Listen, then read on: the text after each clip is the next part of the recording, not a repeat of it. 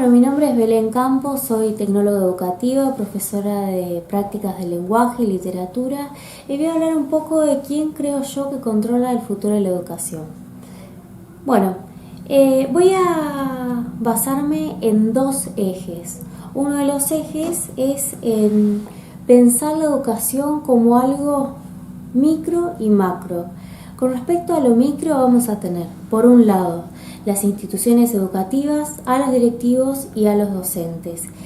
¿Qué hay que hacer? Hay que pensar en un proyecto institucional que abarque a toda la comunidad educativa desde el último eslabón que sería el alumno y al primero que después lo vamos a ver en lo macro. Con respecto a las instituciones educativas hay que pensar en la cabeza de la institución. ¿Quién es esa cabeza? El director. El director tiene que estar capacitado sí o sí en tecnología o afrontar diferentes situaciones. Si el directivo no está capacitado para hacerlo, tiene que pedir ayuda para poder realizar un diagnóstico de su contexto y ver cuál es la mejor posibilidad con los recursos que cuenta, tecnológicos y humanos dentro de su institución. Otro de los eslabones dentro de lo micro vamos a ver a el docente, ¿sí? Si usa o no el docente las TIC, si puede incluirlas, las formas de enseñar que puede o incluir o excluirlas. Y acá voy a citar un podcast que escuché hace unas semanas voy a leer el nombre, Alejandro Artopoulos, profesor de UDESA, que el nombre del podcast es Referencias para la educación virtual en tiempos de coronavirus. ¿Sí? Esto es en cuanto a lo micro, pero después me voy a basar en lo macro, en un libro de Axel Rivas, que el nombre es ¿Quién controla el futuro de la educación? Axel Rivas, profesor de la UDESA, va a exponer que en realidad va a haber dos ejes, ¿sí? Después voy a ir sumando qué es lo que yo creo. Uno de los ejes que propone es que aquellos que van a controlar el futuro de la educación van a ser los algoritmos. Dentro de los algoritmos tenemos las plataformas y todos los programas o software educativos. Llámese Google Classroom, plataforma educativa, Moodle o cualquier otro sistema que sea informático o con algoritmos, ¿sí? Para esto se va a basar en un libro de Michel Foucault, que yo también lo voy a retomar, que es Vigilar y Castigar, en donde en la sociedad está compuesta por sistemas de control, ya sean las cárceles, escuelas, geriátricos, fábricas, todo el mundo está encerrado, ¿sí? Y va a haber un sistema metódico que controla y modela los cuerpos y la mente. Acá se va a continuar con ese sistema. ¿Por qué? Porque las plataformas educativas controlan absolutamente todo. Por ejemplo, voy a contar una experiencia propia. Yo soy profesora también en terciario en un instituto de formación docente de acá de José de Paz. Y una de mis alumnas me envía: profe, ¿qué tengo que hacer en la actividad en la clase 2? ¿Sí? Entro a la plataforma, miro la clase 2 y ella no había leído el texto que yo había dejado que tiene que hacer la actividad. Entonces ahí ella a mí me da cuenta de por qué no había podido hacerlo. Bueno, en principio porque no había leído la actividad. Entonces ahí tenemos todo el sistema de control que se sigue sosteniendo. Después, otro de los ejes que propone Axel Rivas y que yo lo retomo va a ser las políticas públicas, ¿sí? Que cierra, si no me equivoco, uno de sus capítulos con una pregunta retórica. ¿Qué pasa con las políticas públicas? ¿Sí? En Argentina, en el año 2003, con el modelo kirchnerista, se incluyó el modelo 1 a 1, que quiere decir un alumno, una computadora, con el plan Conectar Igualdad, ¿sí?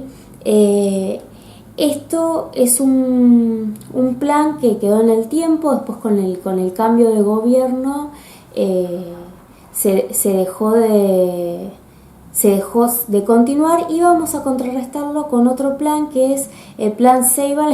Yo me miro porque acá está la puerta y estoy esperando una visita, por eso es que estoy atenta. El plan Ceibal que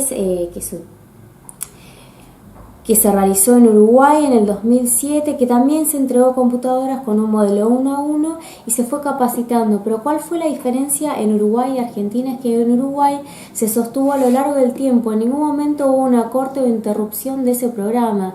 Entonces, hoy en día ellos están mucho mejor preparados para enfrentar la pandemia en un caso en el caso de no poder asistir a las escuelas físicas, porque las escuelas siguen estando, no quiere decir que por no estar físicamente no está la escuela, ¿sí? Sino que está, pero de otra manera. El problema de Argentina fue que se interrumpió ese plan, no hay un proyecto continuo educativo, entonces eso hace que hoy en día surjan un montón de conflictos, un montón de problemas que lo voy a hablar en el próximo video. Y acá voy a citar a Inés Dussel, también una exponente del aprendizaje con la cultura digital. Uno de sus libros que es Aprender y enseñar en la cultura digital, que el segundo capítulo de su libro dice: ¿Vino viejo en odres nuevos?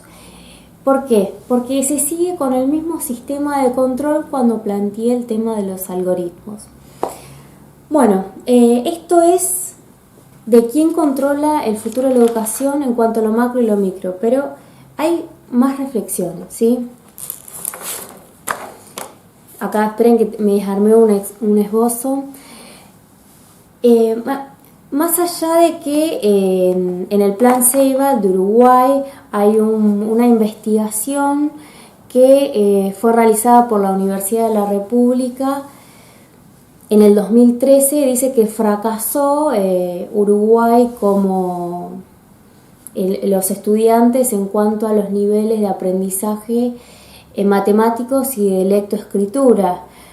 Pero sin embargo, hoy en día tienen acceso a internet dentro y fuera de la escuela, entonces habría que analizar y hacer un estudio hoy en día a ver cómo fue la educación en tiempos de pandemia en Uruguay y cómo fue en Argentina, para ver si realmente hubiese sido efectivo continuar con el plan Conectar Igualdad u otro que trate de achicar las brechas digitales. Bueno, en resumen y planteando soluciones, una conclusión. ¿Cuál sería lo que yo creo que sería una solución? Es hacer propuestas que unan a todos los eslabones de la sociedad, desde lo micro, no, mejor dicho, desde lo macro a lo micro. Si no hay políticas públicas, es imposible que llegue al alumno que se achiquen las brechas. Pero también tiene que haber un control un control que incluya a las TIC, los docentes, los directivos, un proyecto institucional. No tiene que quedar a libre elección del docente si usa o no tal recurso, porque eso genera mayor confusión. Imagínense un estudiante de primer año de secundaria básica, tiene 10 materias, si no me equivoco. Imagínense que cada uno de los profesores utiliza un recurso diferente. ¿No creen que los va a confundir? ¿Cómo creen ustedes que se sentiría ese alumno si cada uno adopta una modalidad diferente de trabajar? Tiene que haber un recurso único o un eje de trabajar que venga desde la institución, desde el directivo, pero también debe haber un plan en cuanto a las políticas del gobierno de inclusión digital, y también tiene que haber un plan de control de cómo se va a trabajar. Y acá retomo el modelo TEPAC de las decisiones tecnológicas, de contenido y pedagógicas. Bueno, espero que les haya gustado este video. Me dejan un comentario si quieren que hable de algún otro tema, y en el próximo video voy a hablar de cómo veo la educación en tiempos de pandemia hoy en día.